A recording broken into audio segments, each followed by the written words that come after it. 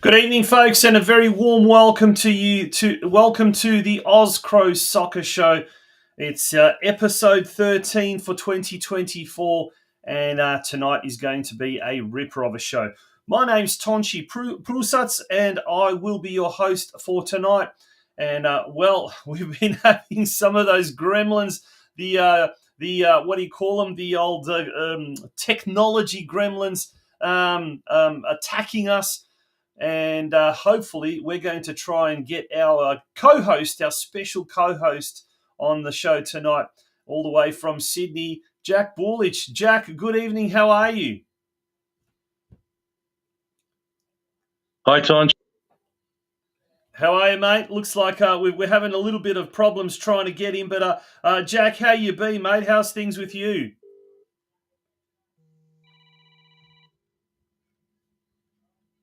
Yeah, mate.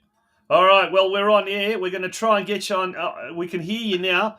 How are you, mate? How's things been with you? Well, thank you, mate. Thanks for having me. I don't know if you can see me now. No, I can see everything from the nose up, mate. Everything from the nose up. But look, we're going to try and persevere. We're going to try and keep going. But if we can't, we're just going to have to. Unfortunately, there we go. We've got a good photo of you, Jack. How you been, mate? How's things been up in the harbour city? Yes, yeah, very wet at the moment, but that's nothing unusual. Winter. It's winter. That's for sure, isn't it? It is, mate. Well and truly, but really, strictly speaking, which wintry name only here in Australia, isn't it? Unlike in Europe, where you got to collect ice off the windscreen and scrub the snow at your front door. So, mate, we're not that bad. No, it's not. Jack, we've got a huge show on tonight. Tell us about our guests for tonight. Yeah, so we got Mick coming up from Dandy City. He's doing the junior programs down there, and they had a great victory over Melbourne City. So it'd be great to hear his comments, and we'll touch on the Australia Cup teams later on. Everything's been set in regards to venues and times. Yeah, we're also going to have a very, very special guest a bit later on as well. Newly appointed Canberra United coach ANTONI JAGARINEC. who has been appointed just last week at the helm of Canberra United, the A-League Women's side.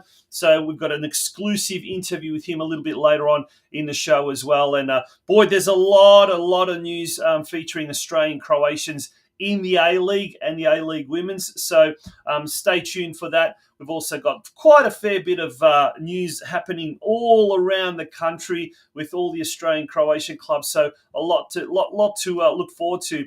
We're going to take a very, very quick break, and here's some messages from our major sponsor, Living Gems and Gem Life.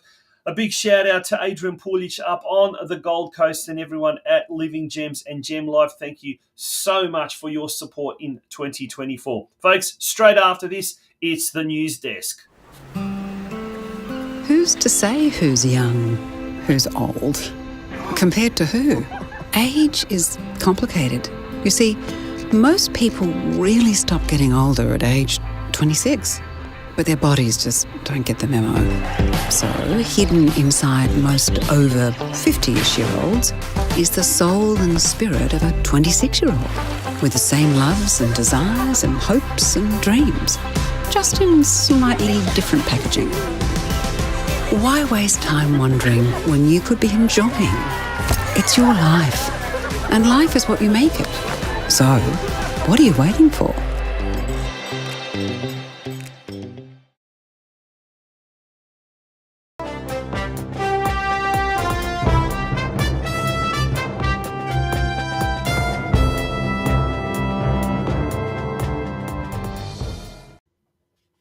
Welcome back to the Oz Cro Soccer Show. Jack, let's start off with the winners for this week, hey?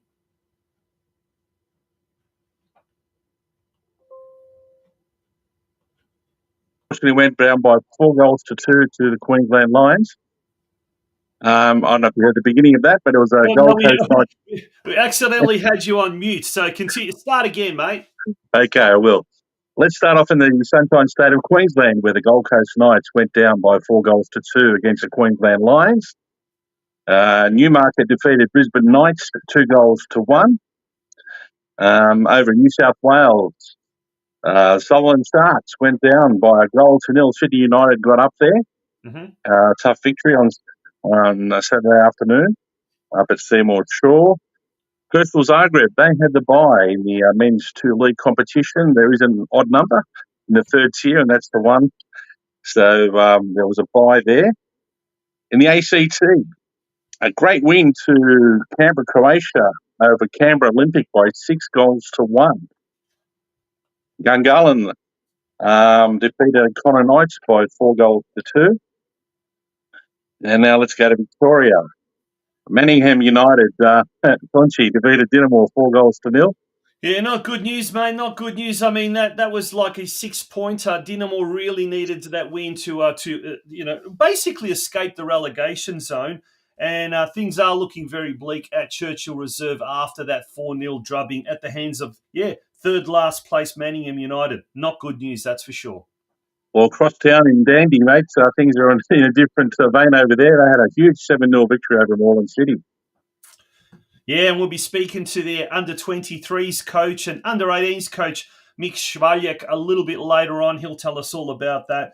But there seems to be some very good things happening at Dandenong City Hajduk on and off the park, that's for sure. But they've got an important game this week against Green Gully. They're currently in 7th position, so they're just outside the top 6. In Victoria, they have a top 6 final series. So, it's really going to be a battle between them and the Knights for that 6th spot, currently held by Port Melbourne.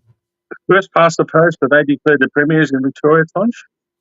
They do, but then it's I guess the champions, isn't it? The premiers is the first In New South Wales, you've got a 30-game season, and the team that finishes first are declared the premiers, and then you have the cup series after that, and you are the cup winner rather than being the top premier team. Final series. Yeah, exactly. Yeah.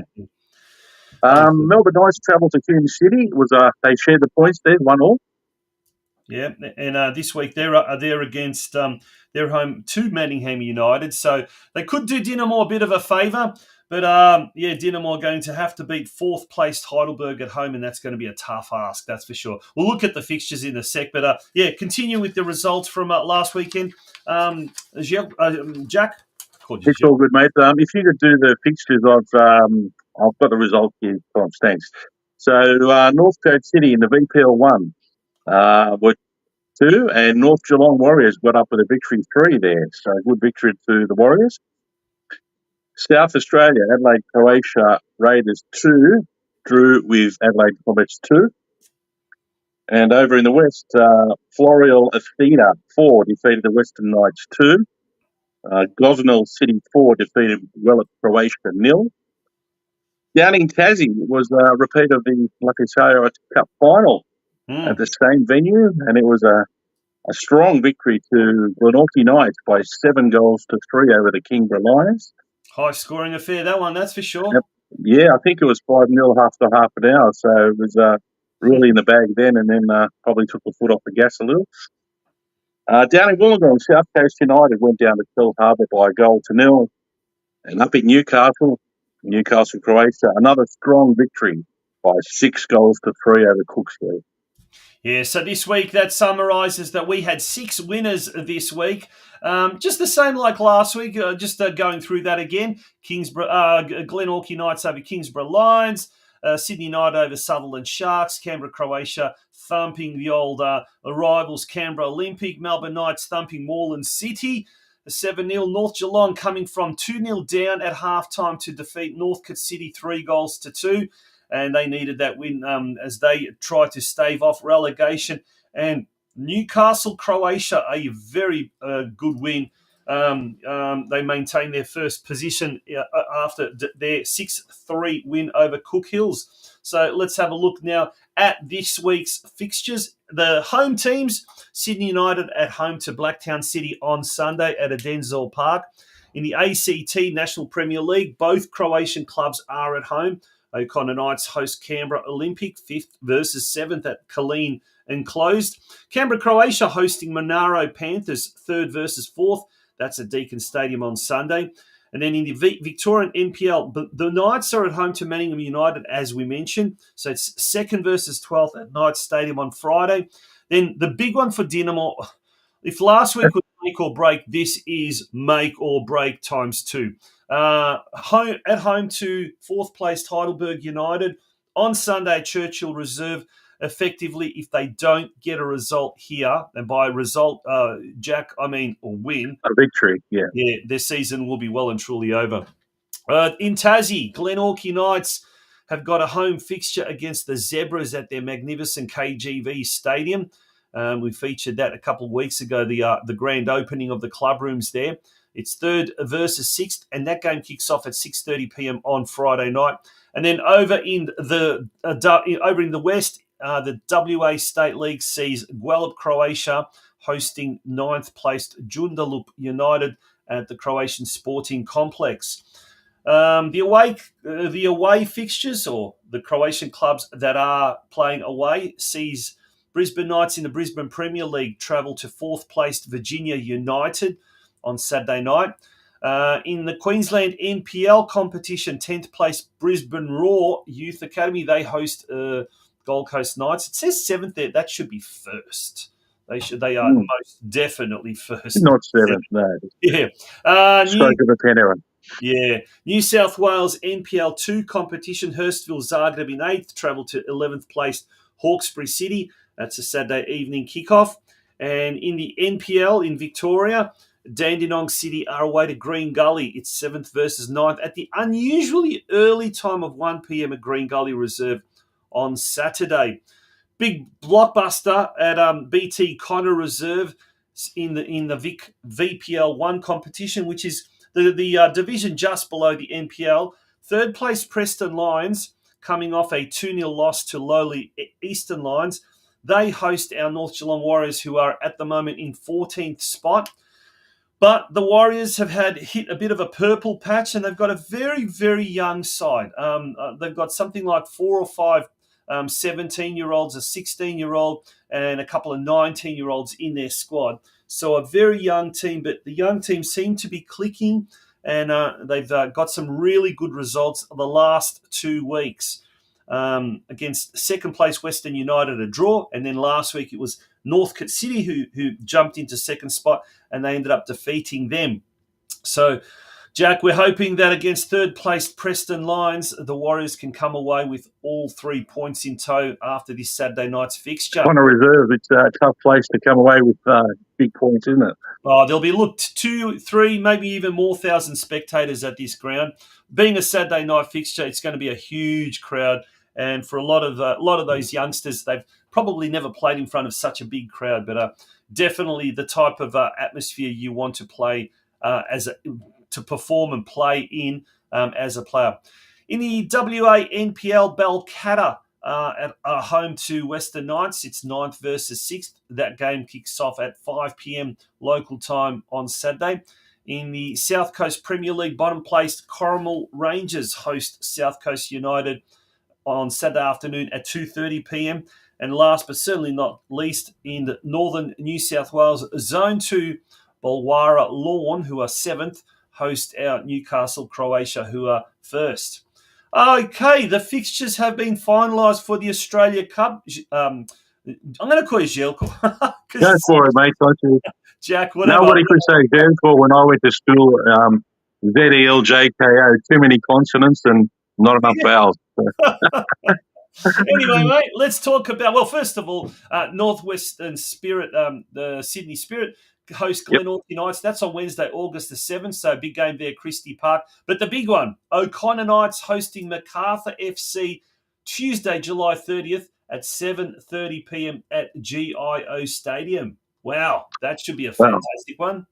It was fantastic that the club were able to secure GIO Stadium as a venue. We know the capacity's well into the 20s, but if they can get 5,000 or 6,000 there on that night, it'll be an outstanding effort by the club, and hopefully they can kick on from there and get some great exposure for all the hard work that they've done to get where they are in the ACT competition.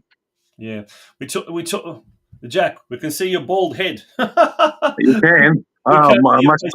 We want to see your face. I know, but I think we're stuck, Conti. Why is that? I think we're going to close the app down soon, so we might have to refresh, or we carry on like. Yeah, well, we'll carry it on. We'll carry it on, I guess. And look, there's the on the screen there. We've got all the information. It's confirmed. O'Connor Knights taking on the Macarthur FC. That game at GIO Stadium in Canberra. Kick-off at 7:30 p.m. on Tuesday, 30th of July. I dare say we'll either not be going on air that night, or we'll have a live cross to someone from O'Connor Knights. But that's going to be a ripper of a game, that one. Then we've got 4 weeks until then. It's going to be a huge game. And look, as you said, Jack, you'd like to think that the Canberra community will, there'll be at least 5,000 people that will come out to support this game. It's a big one. It's a huge one. It's kind of like I guess it's a make or break one in many, many ways. We've just lost Jack, unfortunately, so we'll have to just continue on. But look, that's good.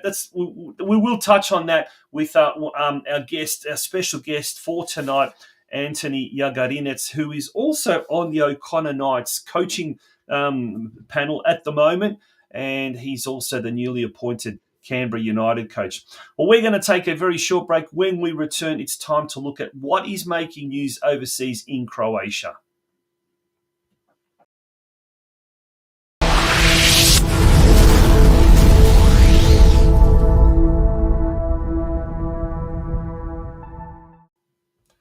Rightio. Jack, are you there? I'm here, mate.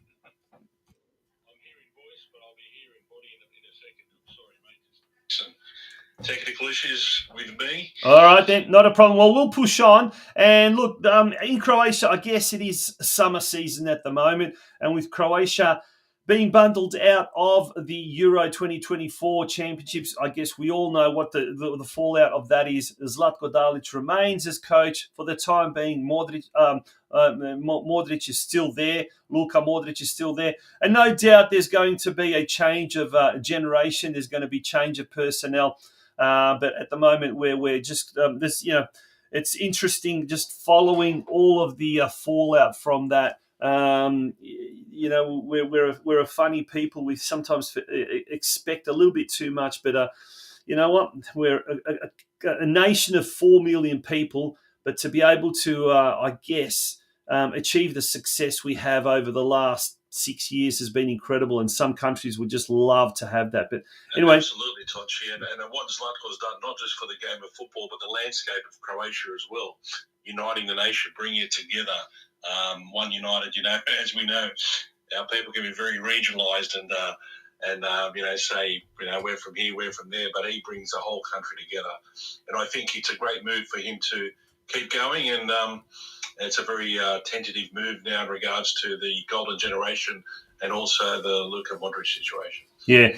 Now, there's been all sorts of speculation. Dinamo signing this player, Hajduk signing that player, Rijeka signing this player. Osijek have sort of beaten them to it, and they've signed 6 players, no less than 6 players. It must be said a lot of them are unknowns at the moment, and are they going to prove themselves to be great players? We don't know. The latest signing is a fella called Ademi, not Arjen Ademi, the Dinamo captain, but he's a Kamal Ademi, who is a Swiss striker. He's come in to basically be Ramon Mieres' replacement should Ramon Mieres go. Remember, Mieres was the leading goal scorer last year, the Golden Boot. But the speculation at Hajduk at the moment is Edin Dzeko's coming, Ivan Rakitic is coming, Perisic, is he not? There's one thing for certain, Brekalo is definitely not going to be there. He's after his loan period, he's gone back to Fiorentina. Where he's going to go after that, who knows? At the moment, Hajduk are in Slovenia in Lake Bled and doing their pre-season training. But before they left, they had a pre-season hit-out against the Herzegovski team Posuše in Split behind closed doors. And there we see some footage of Livaja going for an audacious shot. The only goal of the game scored was by our own Australian-Croatian wonder kid, Noah Skorko. And there's a bit of footage there. It was a bit of a simple tap-in. You almost miss it there, like how quickly it all happened. But it's great to see young Skorko, who, 2 years ago was playing in front of 200, 300 spectators at Alco Park in Geelong in the NPL 2 competition. And now he's actually making it as a fully professional footballer in Europe. Wonderful to see. And that's certainly some good news there. There's heaps of other news going on as well as far as the Croatian scene, but I guess none of it is concrete at the moment, Jack. But I guess, as I said, it's summer holidays at the moment. We'll probably find out in the next few weeks all the signings and what you're not as we get closer to the new season. Fresh at the moment, isn't it, Tom? Yeah. Like they just got back from the Euros and just sorting out who's who in the zoo at the moment, and hopefully some decisions can be made early, as I said, on the golden generation and the intake for Garlic, moving forward for the qualifications for 2026. Yeah, absolutely. All right, we're going to take a very short break. When we return, we've got lots and lots of news about the A-League, about the A-League Women. We've got one young Australian-Croatian kid doing very, very well for the national under-16 team at the moment at the ASEAN Games in Indonesia. We'll have all of that shortly after this break.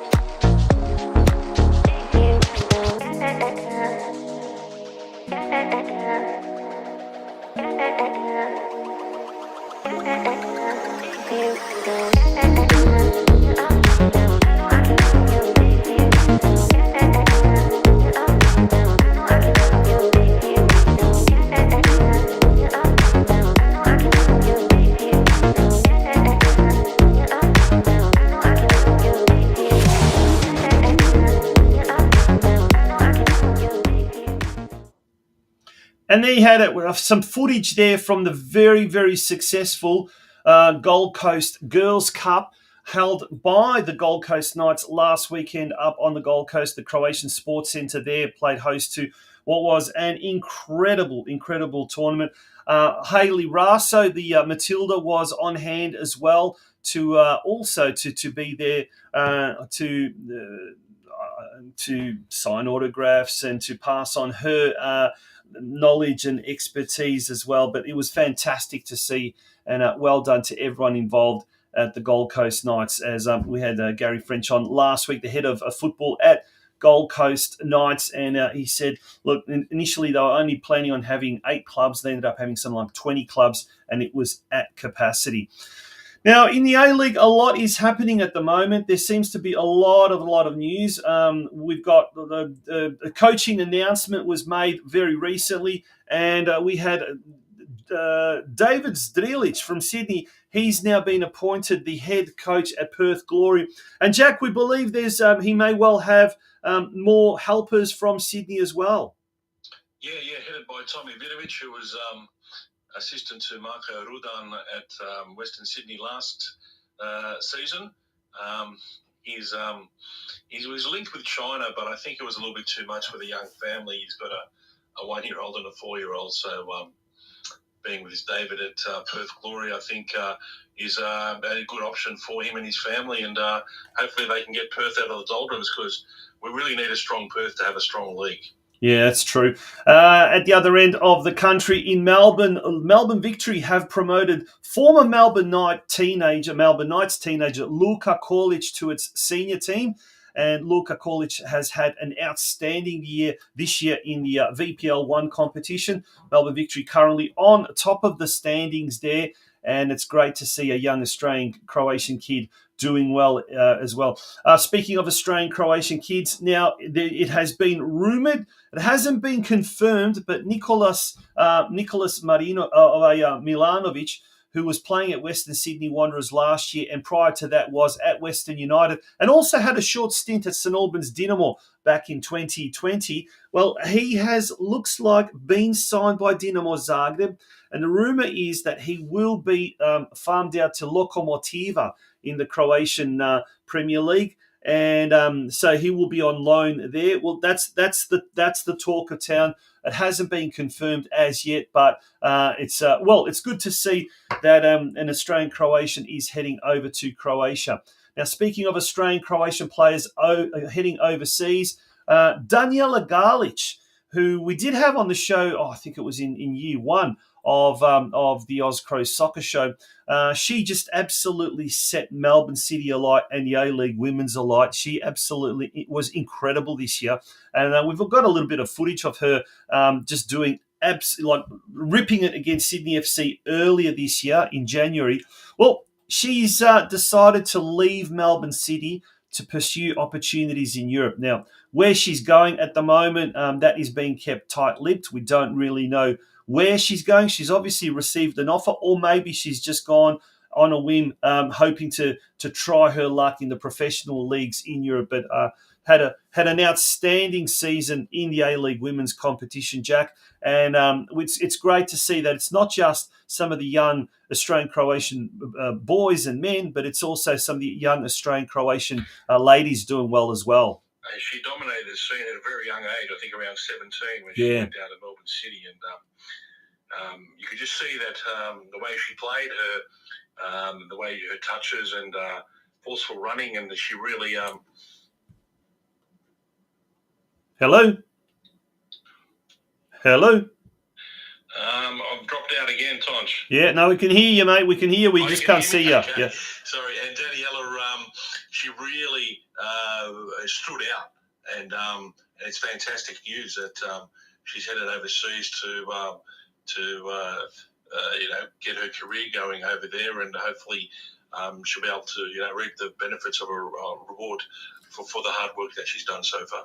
Yeah, a big shout out to Ante Grabovac who's in the chat. He's watching us from Makarska, mate. Are you really trying to get us jealous? He does. But it's a cheerio to Ante. Hope you're having a great time over there in Lijepa Naša. Now, as far as young Australian Croatians doing really well abroad as well, technically, because young Anthony Didelica from Melbourne, originally a Geelong boy, he's now in the Australian under-17s team, or should I say the Australian under-16 boys team, playing in the ASEAN Championships in Indonesia. Australia have got through to the final after defeating Indonesia 5-3 just last night. Didelica came off the bench to score 2 goals. He's now scored 6 goals in 4 games. He is absolutely doing really well. At the moment, he's playing for Western United, and here's some footage of one of the games where he scored a couple of goals. I think it was 3 goals or something like that. So he's absolutely on fire.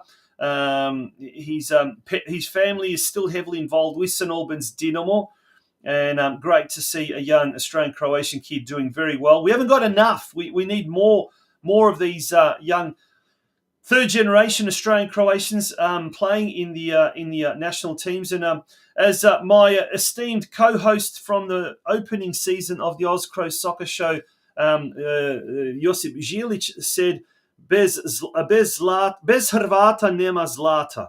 And translated, without Croats, you've got no gold. And that's it applies to all the Australian national teams. After the Australian team missed out on Olympic qualification, this is the age group we're now looking for to come up.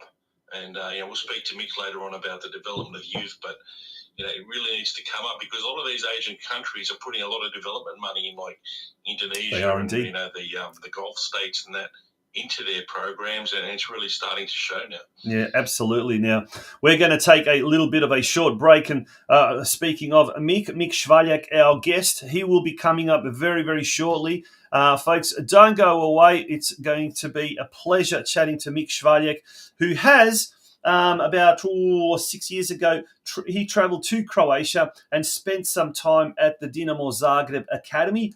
And he's taken, he took back a lot of learnings from that trip, and he incorporates a lot of those learnings in his own coaching methodology today. So don't go away, folks. We'll be speaking to Dandenong City under-23 and under-18s coach MICK SVALJEK after the break. Duct is a Geelong-based business which manufactures an environmentally friendly low-profile duct system that is specifically designed for high-rise apartment applications where limited ceiling spaces are common. The innovative duct system is used to exhaust kitchen and bathroom ventilation where there are limited ceiling spaces. The only Australian-made PVC duct supplier in the country, EcoDuct, has full control over its stock and has an unlimited supply to ensure all projects run smoothly. They are 30% cheaper than the imported products and are 100% Australian made. Made from best environmental practices, their products are made of up to 50% recycled material and is 100% recyclable and compliant to all Australian standards. For more information, call EcoDuct now on 03 5278 5573. That's 03 5278 5573, or visit their website at ecoduct.com.au. EcoDuct are proud sponsors of the North Geelong Warriors Football Club.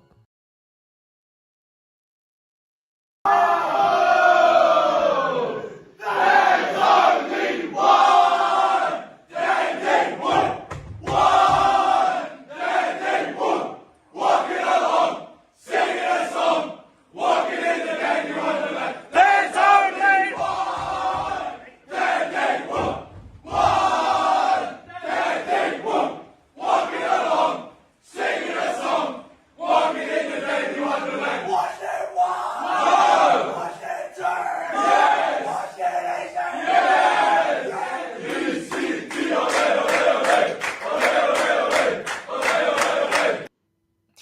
you have it, the jubilant scenes in the Dandenong City under-18s dressing room on Sunday after their, well, monumental victory over Melbourne Victory.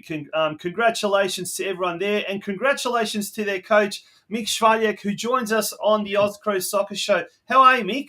Very well, thanks, Tonchi, and thank you guys for having me on tonight. Yeah, absolute pleasure, mate. Absolute pleasure. We've also got Jack Bullich from Sydney on the line as well. We can't see Jack, but we can certainly hear him. That's for sure. Yeah. Good evening, Mick. Welcome to the program. Thanks, Jack. Now, Mick, to put this into perspective, Dandenong City, and we're going to put the ladders up, and this is this is who we're talking about. That's the under-18s ladder at the moment. So it was the first loss for Melbourne Victory under-18s. But if we have a look at the rest of the junior boys NPL divisions, the under-14s, the under-15s, and the under-16s, Melbourne Victory occupies top spot in every one of those. In addition to that, they're on top in the VPL 1 division, and I think they're third in the reserves competition. So their academy in Victoria, by and large, is the best performing academy. And you guys were able to outsmart them, defeat them, and a lot of it had to do with the tactics that you employed, isn't it? Yeah, look, Tonchi, as you know, very, very talented football team. I believe this group of 18s that we came up against on Sunday have been together for the last 2 or 3 seasons. So it's a like for like for the substitutes. One of their wingers potentially to be an A-League footballer as well. So during the week, look, we spoke about it. We changed some formations. We knew the patterns when they were building out or building up, if you like. We knew about them overloading the midfield. So we set a few traps there. We were very disciplined in our shape, very patient, not to commit, to delay, to support. And it was a very memorable win, to say the least. And I'm really proud of the boys. At the end of the day, no matter what the coaches put in, if the boys don't follow and, come together to get success. And like I said, I think, I'm not sure, but I believe it's maybe close to 2 years since this particular bunch of boys have been beaten. So it was a great win for the club. Yeah. Now we've got a little bit of an excerpt of the game, and take us through this. Yep. Okay. Yeah. These are some of the traps that we obviously set for them. We knew the patterns when they were building out. Firstly, we would set up, it was like a mid-block. We played a 4-4-2 formation mid-block, and then we would let them break the first line of press, if you like, and then we'd try and jump in with numbers on the ball receiver. And it worked here, as you can see, going through the footage here. At times we pressed high, and then at times we set back a little bit deeper as well, allowing us to win the ball in critical offensive areas here, putting him under pressure. In this particular sequence of play, it forced an error. It forced them to play the ball out. So this is very, very disciplined throughout the game. This one here, I believe, is the goal. The sealer, here it is. Yep. This is where it jumps him, and Ben Smith puts the ball away in the net. And with about 5 minutes to go, it was game over. So yeah, it's a great result. Jack. Yes. Have you got a question for Mick? Yeah, I do, Mick. Obviously, you've been involved in junior development down in Victoria for many decades now. I'm just thinking, do you see a dedicated pathway? Because it's the most participated amateur sport in Australia, and the transition from that to senior ranks, professional ranks, is there like a common thread where everyone can go through, or do you think there's too many things in the way for that to happen? Look, Jack, it's a very valid and a very interesting question. I just want to refer back to Dandenong City. I took this job on 2 years ago. Ivi Kladica, one of the legends of the club, actually introduced me to Ljuban Palanic, who was with Melbourne Victory originally. I sat down with him and I spent nearly a whole afternoon going through the processes and systems that Dandenong City were going to implement. Also having Nick Tolios, a senior coach, is very passionate about youth football. Who believes in us growing our own and promoting. We actually had an under-23s player make his debut on Friday night in our win against Moreland City, in our resounding 7-1 win against Moreland City. So there is, Jack, but unfortunately I don't think there are many clubs like Dandenong City with the processes and procedures that we have in place to allow, say, from your 14s to transition 15s, 16s, all the way through the seniors.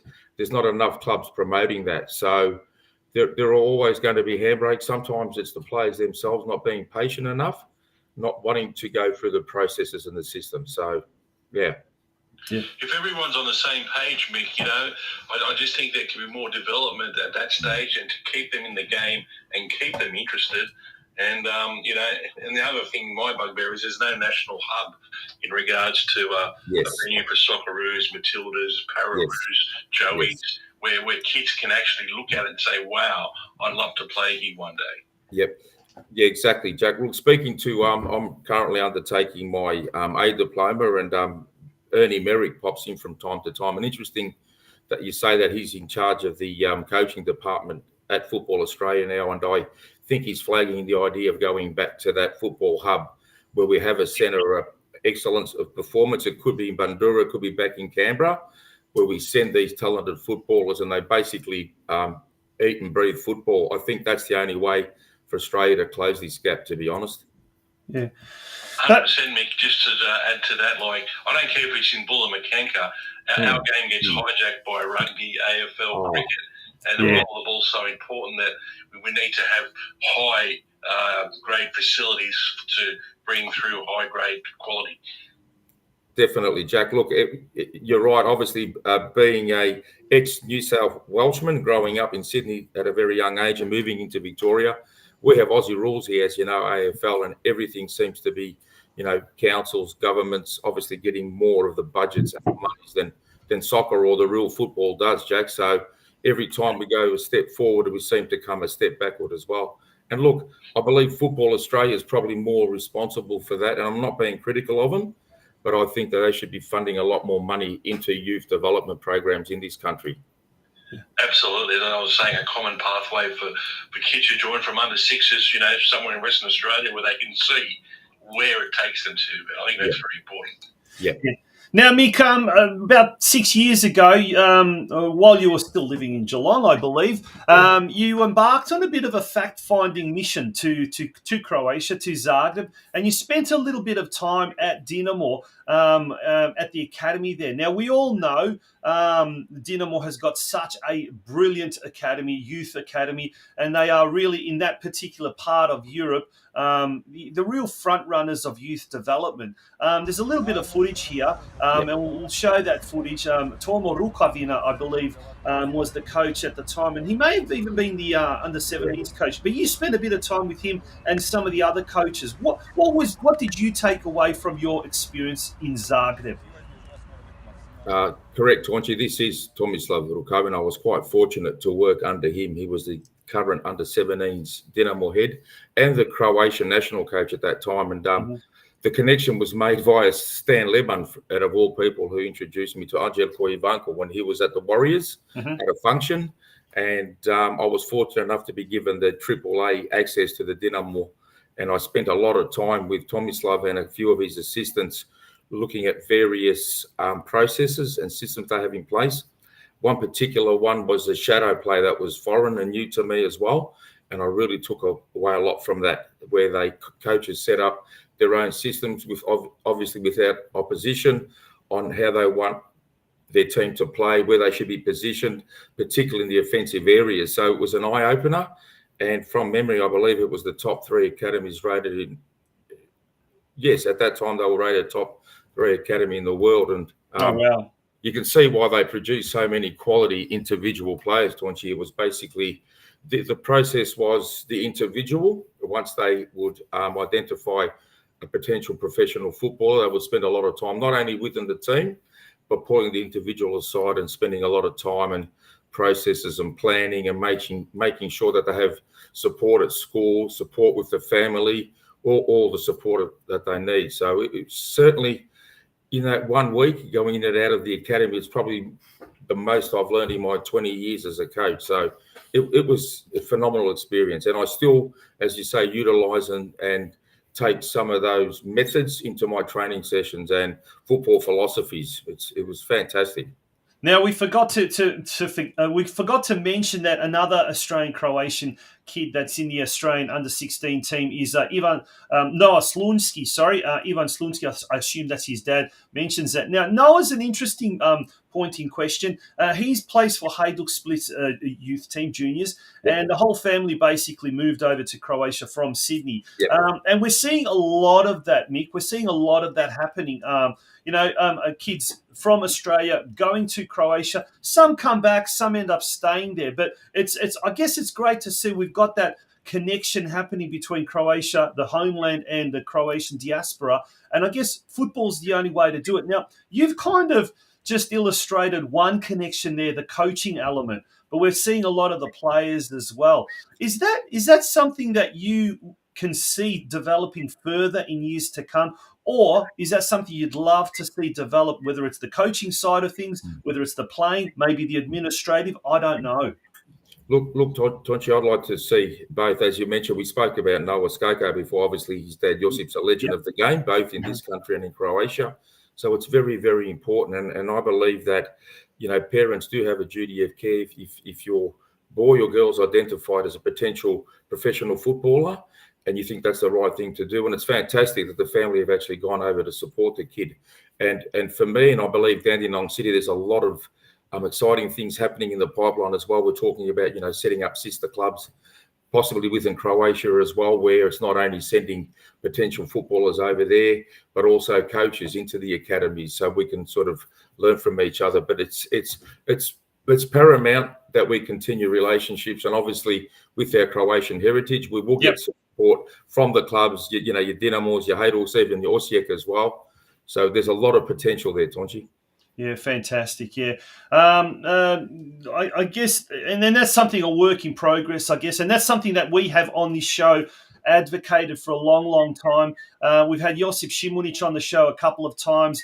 Everyone knows Josip, but he's the president of NK Rudeš. And even though they didn't do so well in the Premier League, off the field and behind the scenes, they seem to be just going great guns, and it's all about youth development. And I guess as the situation is in Croatia, Mick, and the situation with the Australian Croatian clubs here in Australia, firstly and foremostly, I think the main role is to develop youth, because at the end of the day, we don't have a National League presence at the moment. We may in the National Second Division, but at the moment it's all about like what the Knights did with Luka Korlic, or what St Albans Dinamo did with Anthony Diddle. It's just, or North Geelong with Noah Skoko, producing these kids that are going to go on. And you know what?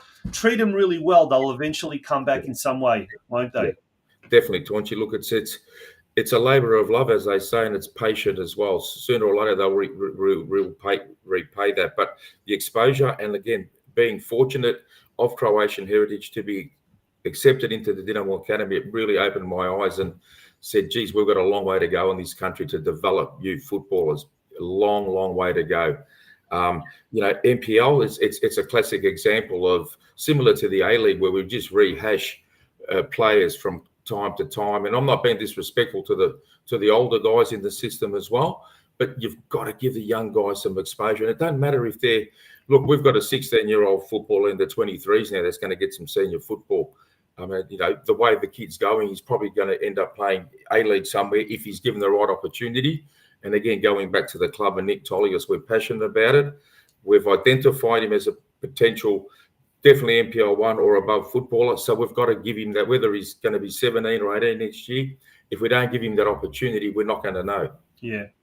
There's a good question by Petar Finka who says, question, have the A-League clubs academies hijacked the youth development in Australia? Thoughts, Mick? To a point, I'll probably keep some of those comments to myself. But to a point, yes. I mean, look, to be transparent, there were 3 A-League clubs in Victoria, per se. A few years ago, they had a system where they had scouts, but they would go and, potentially pick up 2 or 3 players in each age group.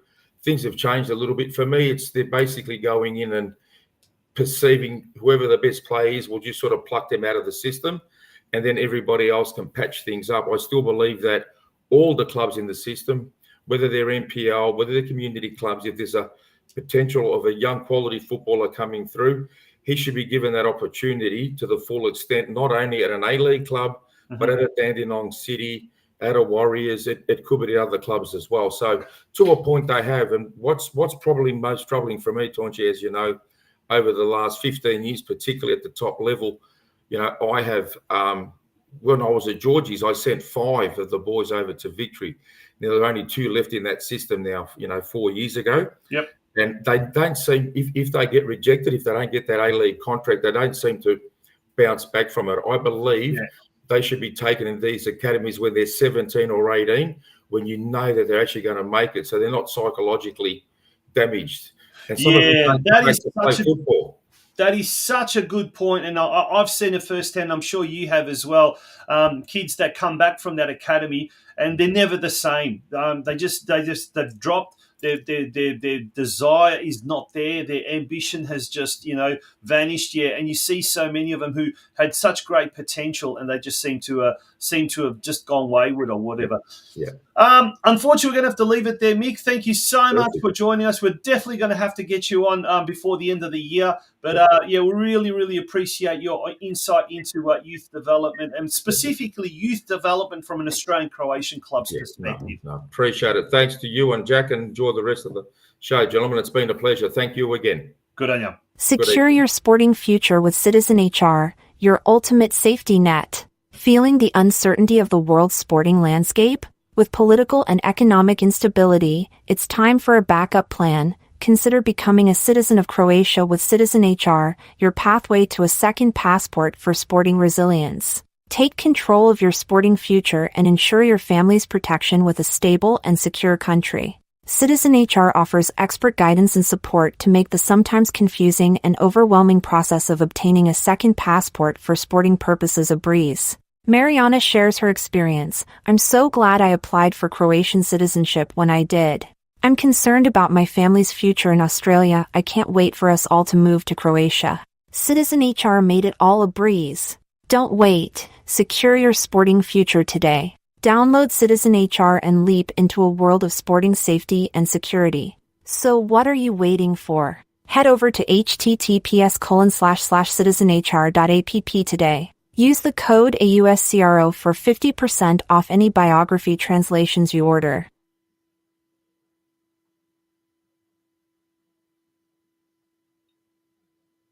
Welcome back to the Oz Cro Soccer Show.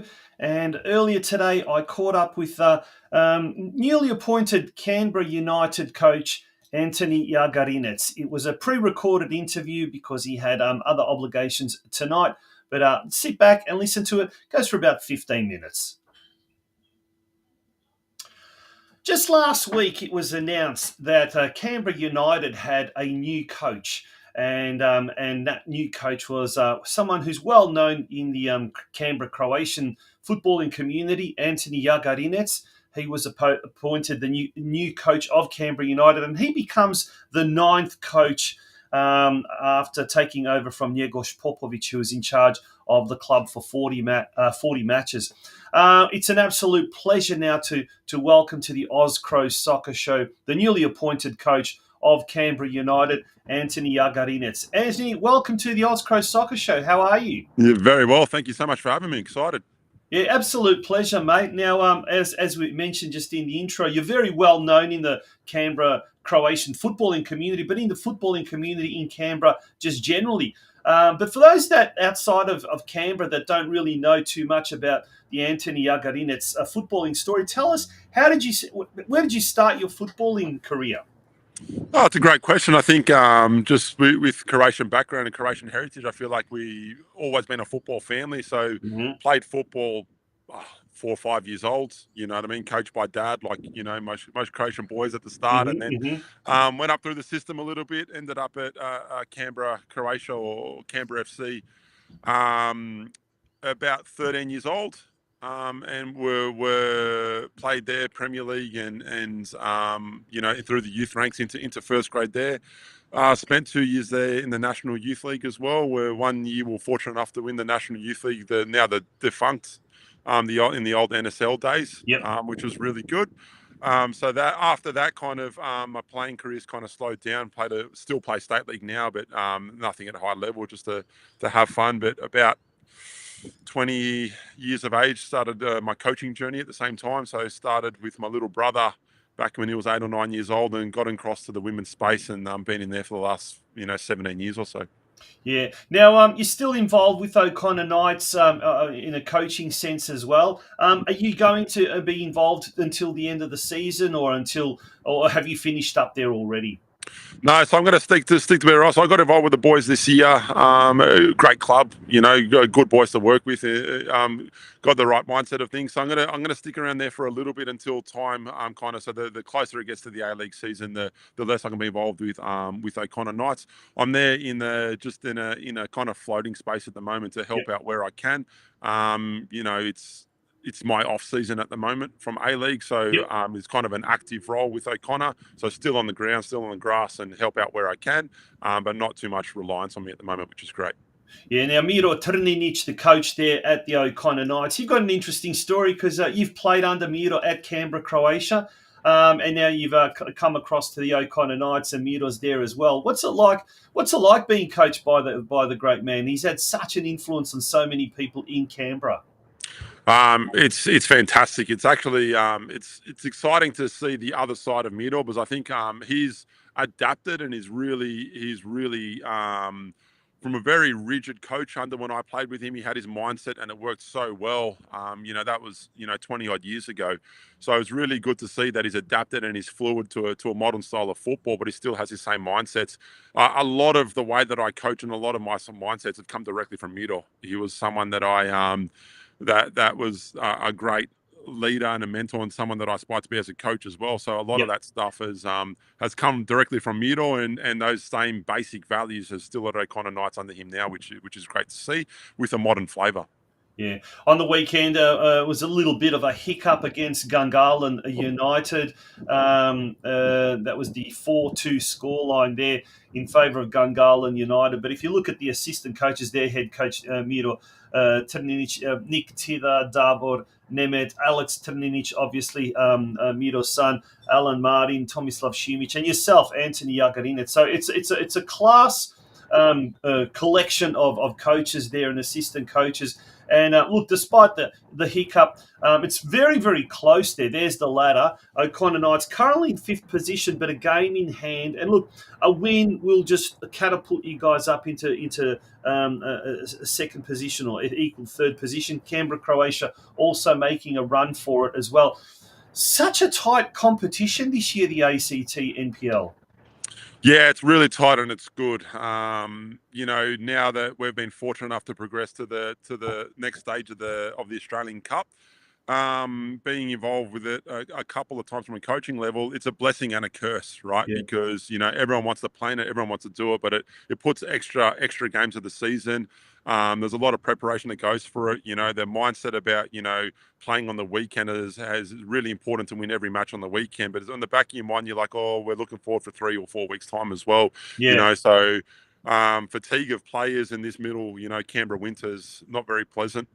So we've got to manage fatigue and minuses and rainy days and all that kind of stuff too. So it doesn't look great on the table at the moment, but it's not panic stations by no means. Yeah, and speaking of the Australia Cup, well, news just during the week that the game is going to be held in actually that's not the slide I want. That's the one. Is going to be held at GIO Stadium, and that's on Tuesday, 30th of July, with the kickoff at 7:30 p.m. Wow, that is huge for the club. That is massive. Is it a bit of a risk taking it to such a massive stadium like GIO Stadium? Look, I think from a spectacle point of view, there's risks in everything, right? Doesn't matter where you go, there's risk. The build-up, everything, all the behind-the-scenes stuff is huge to put on any game at this level. So, of course, there's risk, connected to it. But at the end of the day, we're bringing an A-League team to Canberra. We're yet to have one. It's not just for O'Connor Knights to prove what we can do in Canberra, but it's for the community at large as well, for the whole of Canberra. To say, come out and support. Put your weight, not just your words, behind an A-League team here in Canberra. There's no better time to do that. We bring someone pre-season. Probably at the wrong end of the season where we're going into a little bit of form and a little bit of conditioning. So anything can happen in those cup matches. So could be a really, really exciting night. Could be fantastic. Well, we're certainly going to be counting that down with a lot of excitement. We've got 28 days or so before it kicks off, so exactly 4 weeks. So we're certainly hoping that the Canberra community and indeed the Croatian community in the ACT can really jump on board and support this in a big way. Now, speaking of the nation's capital, last week, as we mentioned just before, it was announced that you are the new head coach of Canberra United, and that's you speaking at the press conference last week, mate. First of all, congratulations! That's a huge thrill, no doubt, for you personally, but also for Canberra United. They get a proven coach at the local level, and someone who's got such a good, intricate knowledge of the local footballing scene. How are you feeling about the task ahead? Yeah, it's thank you. That's a great introduction. It's definitely excited, but I haven't shirked away from that. It's a little bit nerve-wracking and scary. We've got a big mountain to climb in front of us, and looking forward to the challenge of that. But being realistic about where we are today and where we want to be in 2 or 3 months come season kickoff. Yeah. Now, we've got a little bit of footage from last season, and in this particular game, Chloe Lincoln, the goalkeeper, was on absolute fire. She was just stopping everything there. Now, unfortunately, she's not going to be there this year. She's left to go to Western United, and there are a few other players as well that are leaving. But obviously, there's going to be a lot of players coming. But with particularly the A-League women, and I guess it's the A-League men as well, there seems to be a lot of changes, a lot of fluctuations to squads. How do you find just managing the fact that you're going to come in and probably going to have, I won't say an entirely different squad, but quite a different squad to what it was last year?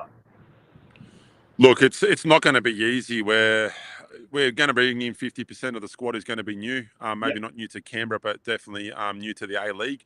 So it's not going to be easy. How we manage that, we just have to be fluid and adaptable. You know what I mean? Back my style of play, back my coaching in the 6 weeks preseason that we get in the A-League women's side of it.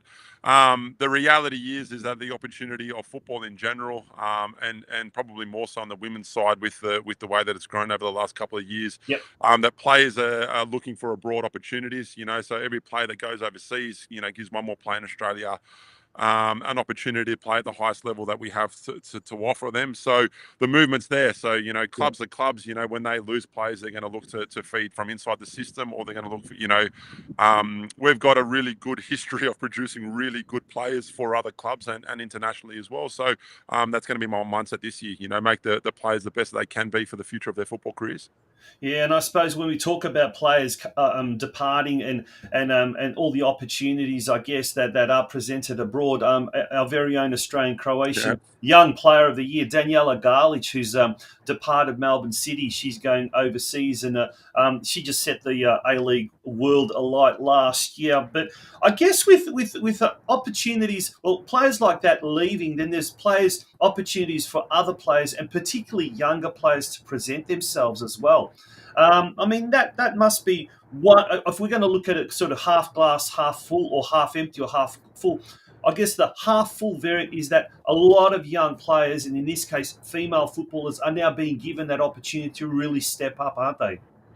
Absolutely, and social media, or people's opinions, talk of the A-League Women's as a development league. It's not a development league. Absolutely not. It's a top tier league that people need to perform, and it's performance based. You have to win football matches. That's the reality.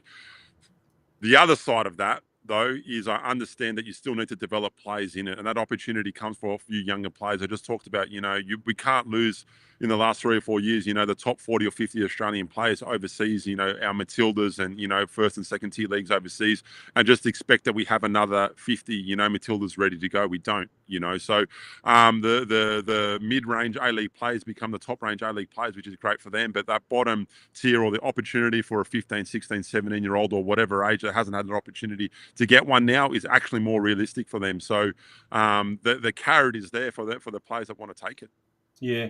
Now, it's great to see yourself being appointed as coach of Canberra United and A-League Women's team, but also during the week it was announced David Zdrilic as well, another Australian-Croatian coach, has now taken the reins at Perth Glory. Once upon a time, Anthony, it was a case of it was players, second-generation Australian-Croatian players, and we can name them, and particularly just from Canberra, the Zerliches, the Šimuniches, what you're not. They were really prominent in the Australian footballing landscape. But now it seems it's the case of that second generation becoming now coaches. What do you put down to, and maybe you can use from your own experiences, what can you put down to the fact that more and more of these young Australian Croatians are now becoming really good coaches and passing on their footballing knowledge to the next generation?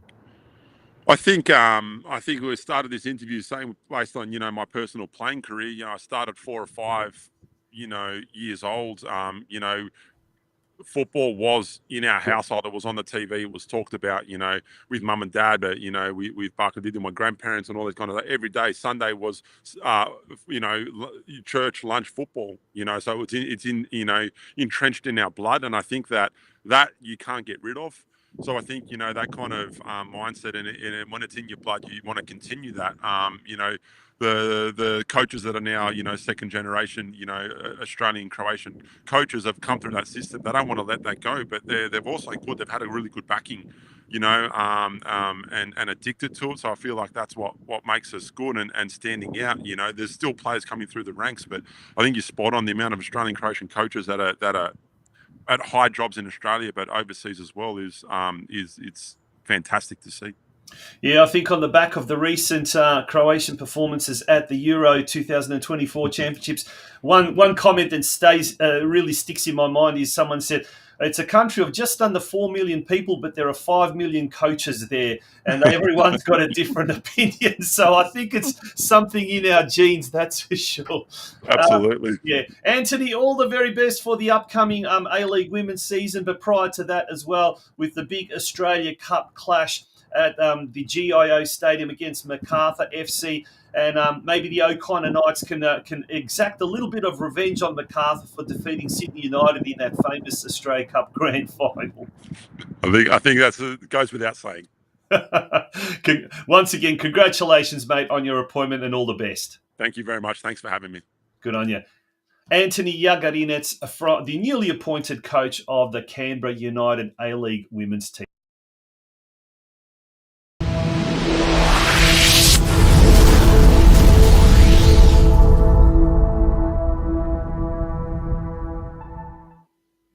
And Jack, that brings us to the end of tonight's show. It's been an action-packed one, and thank you for being the invisible man. Tonchi, next week I promise not to be Robert McCallum, who was the actor in that American TV show during the 70s and 80s, The Invisible Man, mate, and I promise to appear in front of everybody and come in living, full and colour.